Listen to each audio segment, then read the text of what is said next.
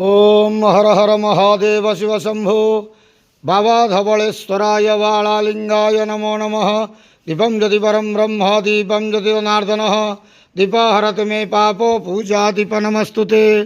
बाबा धवलेश्वर महाप्रभु संसार सुखी रखंतु।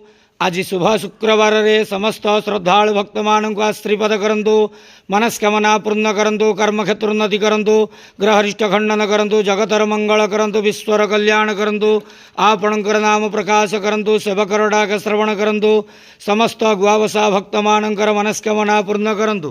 बाबा धवलेश्वराय बालालिंगाय नमो नमः।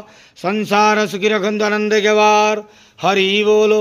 आज शुभ शुक्रवार रे समस्त श्रद्धालु भक्त मानू आश्रीपद करंतु आनंद गेवार। हरि बोलो।